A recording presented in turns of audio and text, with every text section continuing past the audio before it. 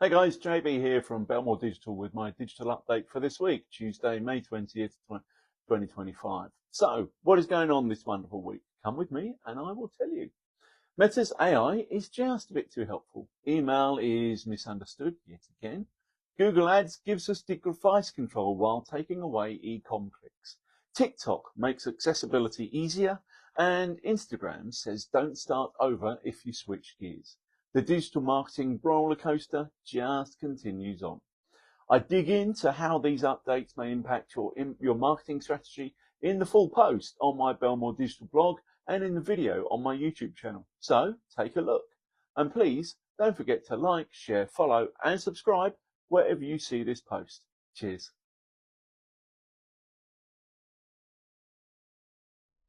Meta's AI, friend or frustration? Meta's AI best practices sound good on paper. More automation, broader reach, better performance. But in practice, not always.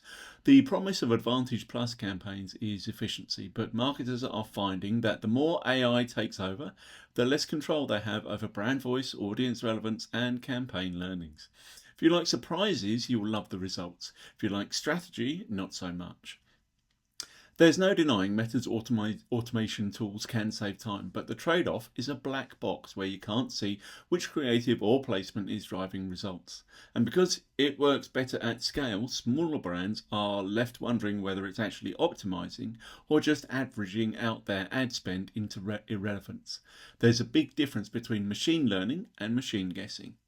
For performance marketers, this means a rethink. Less set and forget, more set, monitor, tweak constantly, especially if you're dealing with multiple customer personas, product lines, or stages in the funnel.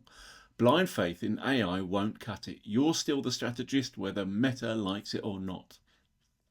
We help clients to set up smarter paid social campaigns that strike the right balance between your automation and actual insight. If Meta's machines are making a mess, talk to me before your budget disappears into the void. Email is still the most misunderstood channel. Email keeps getting sidelined despite consistently outperforming their flashier channels. It's often treated like a one-trick sales tool. Blast a discount, hope for the best, instead of the high-performing, high-ownership channel it actually is.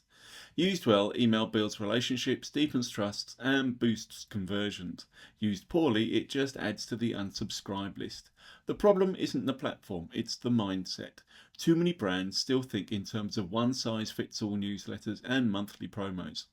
Email should follow the customer journey, nurture early interest, support the buying decision, and keep adding value afterwards. It's not about volume, it's about timing, relevance, and usefulness. If your email campaigns aren't bringing in repeat customers, it's probably not because email doesn't work, it's because the strategy is off, the content's generic, and there's no segmentation.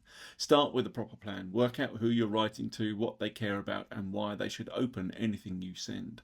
Email and CRM are still the most cost-effective tools in your digital stack. If you're not seeing results, we'll help you fix the foundations: segmentation, content, and automation. Talk to us about email and CRM. Google Ads gives with one hand, but of course it takes with the other. So Google Ads now allows device targeting in Performance Max, which is handy if you want to tweak your campaigns for, say, TVs versus desktops.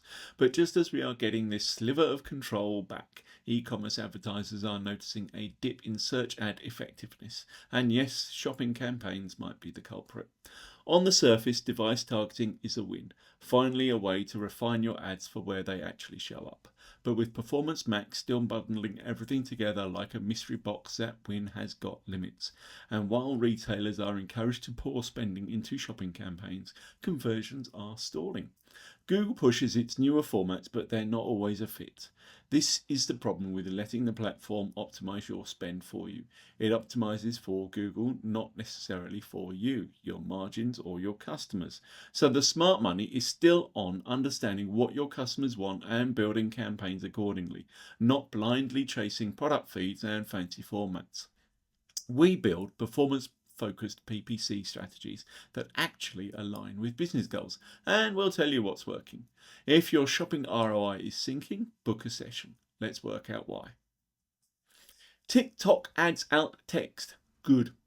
TikTok's accessibility updates are small but welcome. They rolled out automated alt text and a new contrast toggle for videos.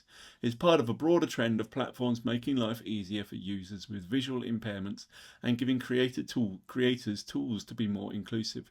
It's not revolutionary, but it is responsible. So what does this mean for marketers? Two things. One, your content needs to be accessible. Two, your audience is wider than you think.